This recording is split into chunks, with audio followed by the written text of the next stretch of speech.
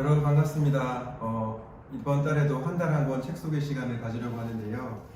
이번 달에 소개할 책은 뉴스엔조에서 나온 신앙사춘기라고 하는 책입니다.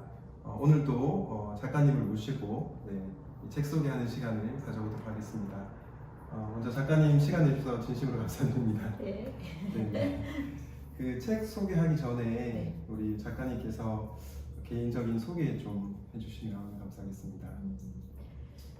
저는 정신실이고요. 음악 심리치료를 한 좀 20년이 넘었나? 이제는 안 하지만 음악 심리치료사로 오래 살았고요. 주로 아이들 치료하고 또 부모님들 상담하고 이런 일을 오래 하고, 지금은 정신실 마음성장연구소라는 연구소를 이렇게 몇몇 선생님들하고 함께 돼서 그냥 단지 심리상담 아니고 심리상담과 영성상담 그 사이 어디쯤인가에서 심리적인 것으로 우리 문제가 다 해결되지 않는다. 이제 그걸 제가 음악 심리 치료하면서 늘 이렇게 아쉬움으로 가지고 질문으로 가지고 있었던 건데, 어떻게 영적인 관점으로 우리 심리적인 부분들을 볼까 이런 걸 고민하면서 연구소에서 상담하고 강의하고, 또 한편으로는 마음 성장, 영적인 성장에 대해서 고민하고 글 쓰고 그렇게 하고 있습니다. 네, 감사합니다. 네, 이제 책에 대해서 좀 소개를 하려고 하는데요. 제가 이 책을 보니까 작가님께서 이 원고를 이제 한 매체에 기고를 하셨다가 네. 이게 이제 모아져서 책으로 네. 나온 거로 이렇게 알고 있거든요. 네. 네, 어떻게 이런 신앙사춘기라는 책 제목을 지으셨고 네. 또 이 책을 쓰게 된 어떤 동기, 그런 거에 대해서 얘기해 주시면 감사하겠습니다. 그냥 신앙사춘기 자체가 제가 한 38 중년을 시작하면 초입에서 아주 근본적으로 신앙에 대해서도 질문이 다시 생기고, 네. 그게 질문이 이제 아주 긍정적으로 다 알고 싶다 그런 질문이 아니라 굉장히 회의가 담긴 질문이 생기고, 그 질문 끝에 이제 깊은 회의 같은 것들, 신앙, 그다음에 한국 교회, 그다음에 저 자신이 젊은 날부터 쫙 열심히 해왔던 그런 것들에 대한 회의, 이런 것들을 한 10여 년 가까이 조용히 겪은 것 같아요. 그 사이 뭐 저희 남편은 결혼하고 한참 있다가 신학을 하고, 실은 남편이 신학을 하고 목회를 시작하면서 저한테는 신앙사춘기가 시작이 된 것 같은데, 외적으로는 사실 이제 목회자의 아내로 이런 것들을 다 유지하지만 제 내면에서 굉장히 어마어마한 균열 같은 것들이 있었던 것 같고, 그걸 겪으면서 제가 신앙에 있어서, 영성에 있어서 이제 어두운 터널 말하자면 겪으면서 다른 하나님을 만나고, 그 하나님이셨지만 제가 깊이 하나님을 만나고, 그런 과정이 좀 빠져나오고, 그러고 보니까 이제 제가 이런저런 강의를 하고 있으니까 교회들이라든지 개인적인 상담으로 저랑 비슷한 것을 겪으시는 분들이요. 흔히 이제 현상으로 말하자면 가나안 교회인데, 하나님은 사랑하고 믿음이 있지만 교회는 나가기 어려운 마음이 되신 분들을 상담하고 만나고 이렇게 하면서 나의 이야기 좀 나눠야 되겠다. 이렇게 나누는 게 누군가에게도 도움이 되겠지만 저 자신에게 정리하는 시간이 되겠다 싶어서 일단은 연재를 시작했어요. 근데 이제 연재를 글을 쓰다 보니까 이제 독자들 반응을 또 보여주시고, 그러면서 또 다음 글이 되고 다음 글이 되면서 이렇게 이제 결책으로 된 것 같아요. 감사합니다. 사실 제가 이제 책을 한 달에 한 권씩 소개를 청년들에게 이렇게 하고 있는데, 이 책 자체가 어떻게 보면 또 목회자의 한 아내로서 그리고 좀 어떻게 보면 특수한 상황 가운데 계셨던 그런 부분들이 있어서 우리 청년들에게 좀 이렇게 소통하고 공감이 될까 고민을 되긴 했었는데, 그래도 제가 섬기면서 우리 청년들 중에 이렇게 굉장히 종교 중독 혹은 어떤 작가님 표현하신 영적 학대, 이런 부분들로 좀 이렇게 고민을 하는 청년들이 많이 있더라고요. 그리고 뭔가 이렇게 항상 그리스도인 하면 고민하기보다는 기뻐야 되고 또 뭔가 이렇게 흔들리면 안 되고 네. 또 소위 말하는 어떤 영혼의 어두운 마음 네. 그런 것을 거치면 안 되고 네. 뭔가 이렇게 딱 정해져 있는 틀대로 살아야 된다는 네. 그런 부분들이 되게 많이 있는 것 같아요. 네. 그래서 작가님 생각하실 때 이 종교 중독 그리고 영적 학대 이런 것들을 네. 좀 우리가 어떻게 받아들이면 좋을지 네. 먼저 첫 번째 질문 그거시고요. 네. 그리고 이제 연결해서 네. 사실은 이제 너무 종교에 빠져 있는 사람들도 문제이지만 사실 요즘 시대는 종교 자체에 관심이 없는 것 같아요. 네. 그래서 이제 꼭 기독교뿐만 아니라 이제 종교라는 어떤 것에 대해서 이제 거부감이 심한 시대를 살아가는 것 같은데 네. 그럼에도 저는 이제 인간은 영적인 존재이기 때문에 네. 또 이렇게 영적으로 하나님 앞에서 반응하는 그런 부분들이 반드시 필요하지 않을까라는 생각을 하게 되거든요. 네. 그래서 어떻게 하면 종교적이지 않으면서 좀 영적으로 네. 하나님과 이렇게 잘 소통할 수 있을지 두 가지 질문인데 네. 나눠서 답변해 주시면 네. 좋겠습니다. 일단 종교 중독에 관해서는 이제 흔히 우리가 그 병리로서의 어떤 병으로서의 중독이 있고 네. 일상적으로도 나 무슨 중독이야 뭐, 네. 뭐 냉면 좋아하는 냉면 성애자야 뭐 이렇게도 말하는 네. 거 제가 종교 중독이라고 이렇게 언표를 했을 때는 실질적으로 저한테 했고요. 네. 저 자신이 종교 중독자였다. 특히 매우 신앙이 뜨겁고 평생을 기도로 살아오신 저의 엄마가 네. 종교 중독자였다. 네. 라고 이제 제가 글을 쓰면서 그렇게 이름을 붙이는 순간 제가 어떤 의미에서든 신앙적으로 조금 다른 관점이 생기게 된 것 같아요.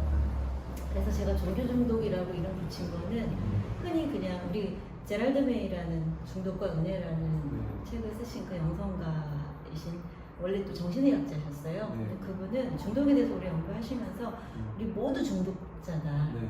우리는 하나님께 중독되거나 그 무엇 하나님 아닌 다른 무엇에 중독된다. 물론 하나님께는 중독이 아니라 하나님을 지향하는 존재가 되거나 네. 하나님 외에 다른 것에 중독되는 존재이다 이렇게 말씀하셨거든요. 네. 그러니까 생각해보면 우리가 내가 싫어하는 것에 중독되지는 않는 것 같아요. 네. 저 같은 경우 목사님 혹시 어떤 중독 있으세요? 저는 영화 중독이 있어요. 네. 좋아하는 것에 중독이 되고 네. 저는 뭐 커피 중독, 활자 중독, 네. 뭐 가방에 책이 없으면 되게 불안하거든요. 네. 어디 나갈 때 이런 거. 네. 근데 이제 그런 지점에서 종교 역시 저는 종교 중독에 대해서 굉장히 아프게 바라보는 건 정말 열심히 종교로 삶의 모든 문제를 다 초월하려고 하시는 분들, 네. 일상에 그런 분들은 사실은 어떻게 보면 믿음이 뜨거우신 분들이거든요. 네. 안타까운 면이 있죠. 네. 저희 엄마가 그러셨고 다 기도하면 된다고 네. 무조건 사랑하라 그러고 네. 순수한 믿음을 가지신 분들이 자칫 종교 중독이 되고 사실 이거는 그냥 우리 청년들도 마찬가지예요. 네. 열심히 있는 청년들이 자칫 종교 중독으로 빠질 수도 있고 그래서 누가 종교 중독이다 아니다라기보다는 그냥 이런 어떤 스펙트럼 안에 우리는 있다 이렇게 보면 저는 좋겠다 싶고요. 그런 의미에서 이제 좀 종교 중독 내가 하나님을 향한 열심인지 아니면 종교 중독인지 이것을 좀 판가름하는 개인의 어떤 기준들이 있다면 종교 중독인데 원래 중독은 내가 마주해야 될 어떤 고통스러운 현실이 있거나 대체하기 위해서 하는 행위들이 중독이라고 하거든요. 그러니까 사실 내가 하나님께 사실 신앙은 우리 고난을 헤쳐나가고 하나님 저 이 고난을 잘 견디게 해주세요 하고 기도하면서 신앙이 그런 면이 있는데 그런 지점에서 저는 이제 그런 생각이 들어요. 마땅히 내가 겪어야 할 고통까지도 신앙이라는 이름으로 다 초월해버릴 수 있을 것 같은 착각 또는 거기에 지나치게 매달리는 것 그것이 이제 종교 중독이 될 가능성이 있다고 생각이 들고 그 지점에서 우리가 할 수 있는 것은 자꾸 나에 대해서 내가 불편한 것들을 느끼고 특히 청년들은 의심이 올라오는 것들에 대해서 야 의심하면 안 돼 이게 아니라 정당하게 의심하는 것들에 대해서 의심을 하고 그걸 하나님께 여쭙고 물론 하나님께서 답을 바로 주시지는 않으시지만 하나님 저 이게 이해가 되지 않아요. 하나님 부조리한 이런 현실이 너무 아파요 라고 이런 내가 나로 하나님을 만나는 그런 태도가 있으면 네. 열심히 있는 내가 믿음이 있지만 이것으로 어떤 것들을 초월하는 종교 정도로 빠지지 않는 굉장히 어떤 네. 경계선에 있는 것 같아요. 네. 그 지점을 좀 우리가 늘 이렇게 경계선 사이에서 그야말로 좀 사유하는 신앙이 네. 공부하고 모르는 것들을 더 많이 신앙서적뿐만 아니라 네. 여러 가지 영화를 통해서든 네. 이렇게 배우고 이런 태도가 있으면 되지 않나 싶고요. 두 번째 좀 영성에 그 신앙에 관심 없는 이 시대 네. 어떻게 영성적으로 살 것인가. 테일하르드 샤르댕이라는 가톨릭의 예수의 신부님이 그런 말씀을 하셨어요. 네. 우리는 영적 경험을 가진 인간적 존재가 아니라 인간적 경험을 가진 영적 존재다. 그러니까 우리가 분명히 하나님 형상을 담은 영적 존재인 게 맞죠. 네. 근데 사실 내가 영적 존재인지 하나님 형상을 담았는지 일상을 살면서는 거의 이게 감지되지 않는 부분이잖아요. 근데 이제 아주 드물게 어딘가 집에 와 있는 잠깐이지만 안정된 평안한 느낌이랄지 아니면 또는 집을 그리는 마음이랄지 주님 당신이 그리워요 이렇게 하는 마음이랄지 그럴 때 어떤 저의 영적인 다른 것이 아니라 내 어떤 영적인 감각이구나. 저는 그게 이제 제가 영적 존재라는 것들을 감지하는 어떤 부분인 것 같고요. 인간적 경험을 가진 영적 존재이기 때문에 우리가 영성을 산다는 건 아주 사소한 인간적 경험인 것 같아요. 오늘 목사님과 만나서 제가 오늘 저의 일상 안에 이런 대화를 나누는 작은 경험 이건 가장 또 이 안에서 영적인 일들이 일어나는 거고요. 끝나고 제가 여기 율동공원을 한 바퀴 걷는다든지 그 걸으면서 뭐 산책 나온 아기를 보고 그 아기와 인사를 한번 나누고 뭐 바람을 느끼고 때로는 이제 그렇게 긍정적인 경험뿐만 아니라 제가 저희 아이와 갈등을 하고 저녁에 갈등을 하고 또 갈등을 해결하기 위해서 또 서로 기도하거나 아이와 대화를 하고 그러면서 또 마음이 아프고 그런 모든 과정 그런 인간적 경험을 가진 영적 존재다. 나는 그런 인간적 경험만 가지는 게 아니라 영적 존재로서 이걸 경험한다. 이 감각인 것 같고 이제 청년들 요즘 뭐 취업이라든지 또 뭐 사실 참 막막한 시절이잖아요. 그 막막한 인간적 경험 안에 어떻게 나는 영적 존재일까 그것을 순간순간 좀 하나님께 묻고 그것을 감지하려고 하고 그러면 되지 않을까 그런 생각이 드네요. 감사합니다.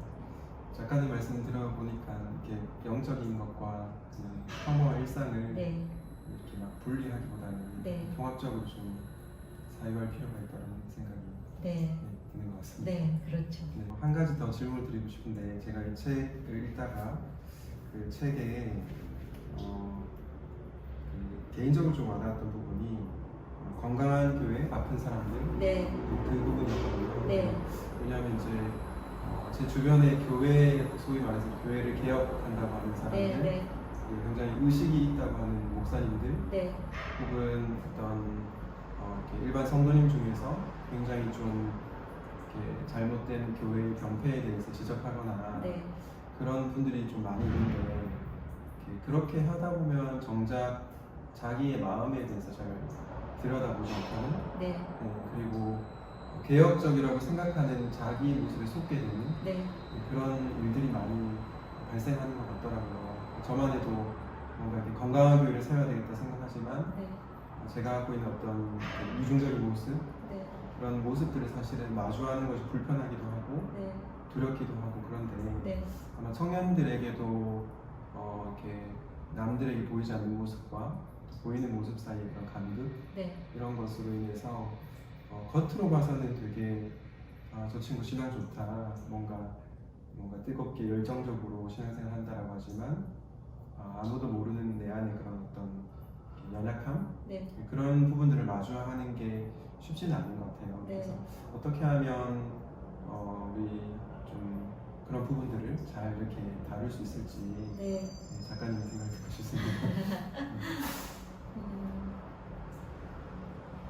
저는 이제 우리가 내가 나 하나인 것 같지만 사실 내 속에 내가 너무 많잖아요. 그러니까 많은 자아가 있는 것 같아요.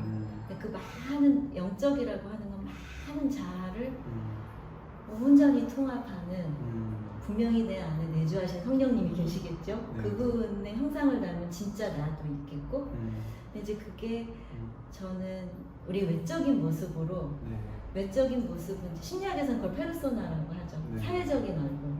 목사님이시다, 저는 작가다, 소장이다 이런 것도 있고, 아빠다, 엄마다, 뭐 직장에서 이런 일을 한다 이런 것들은 사실은 엄밀하게 따지면 나의 일부분이지 나의 전체는 아니고, 이제 그걸 저는 성경의 옷과 같이 될 뿐 그런 표현이 나오는데 옷인 것 같아요. 근데 이제 그 옷과 나를 잘 구별하지 못하는 거. 그러니까 이제 제가 건강한 게 아픈 사람들 그거 저 굉장히 아픈 부분이거든요. 대부분은 교회 개혁을 외치시는 분들이 교회의 아픔을 많이 겪으신 분들이에요. 상처를 많이 겪으신 분들. 그래서 뭔가를 깨고 나오셨어요. 목사님 말이 100% 맞는 게 아니구나. 이렇게 하다가는 내가 영적 학대를 당하는구나. 나도 생각해야 되겠구나 하고 나오셨는데 그게 바로 이제 영적 사춘기. 사춘기가 끝이 아니잖아요. 사춘기 넘어서 성인으로 가야 되고 성인으로 가도 중요한 게 살아야 되는데 사춘기는 이 역할이 뭔지 막 고민스러워서 내가 어른이야 아이야 그래서 막 아무렇게나 해보고 그 사춘기가 제일 무섭잖아요. 그런 시기라서 내가 얼마나 아픈지 모르고 내가 얼마나 상처받았는지 모르고 그런 시기인 것 같고 이제 흔히 이제 너무 지적인 것, 교회 개혁 이런 것에 많이 이렇게 계셨을 때 그것만 나다 라고 생각하실 때 마치 신앙 사춘기, 영적인 사춘기를 겪는 것 같은 그런 과정이 있을 수도 있는데 이제 이거는 그 노희경이라는 드라마 작가가 하신 말씀인데요. 어른이 된다는 건 내가 상처를 줄 수도 있는 존재라는 걸 깨닫는 것이다. 내가 상처를 받았다고만 하고 나는 결코 누구에게도 상처 주지 않는 사람인 것처럼 착각하고 우리가 사는데 그건 굉장히 미성숙한 자아인 것 같아요. 그래서 건강한 교회에 있으면서 아픈 사람 되지 않으려면 나도 누구든 내 죄성으로 인해서 나도 모르는 사이에 누군가를 아프게 하는 존재. 심지어 내가 상처받은 그 목사님처럼 나의 이런 것들이 누군가를 또 아프게 하겠구나. 왜냐하면 그 목사님도 나를 상처 줄 때 상처 주겠다고 하지 그런 의도가 없었거든요. 그래서 정말 건강하려면 저는 이제 우리 개신교 안에 좀 성찰하는 신앙이 많이 부족하다. 열심히 기도하고 통성 기도하고 그러는데 너무 물러나서 하나님 앞에서 나를 내어놓고 그런 것들이 부족하다. 내 느끼는 그대로 하나님 화가 나요. 하나님 슬퍼요. 라고 이제 이런 내 감정들을 정직하게 만나는 그걸 기도 속에서 만나는 그런 성찰하는 기도가 내 존재를 내가 상처도 받지만 상처도 주는 존재 이러면 이제 한계 가진 인간으로서 가장 건강한 상태가 아닐까 그런 생각이 들어요. 감사합니다. 이제 마지막으로 작가님께 이제 항상 제가 드리는 공통 질문인데요. 코로나19를 살아가는 우리 청년들에게 어떻게 보면 영적으로 되게 힘든 시기일 수도 있는데 또 이 시기를 어떻게 좀 지내면 좋을지, 그리고 또 신앙 사춘기에 빠져 있는 그런 청년들에게 해주시고 싶은 말씀 마지막으로 해주시면 감사하겠습니다. 제가 이제 비대면 예배, 온라인 예배여서 너무 힘들다. 우리 어서 다시 만나서 밥 먹고 손잡고 예배 드렸으면 좋겠다. 우리 사실 그렇게 계속 얘기하잖아요.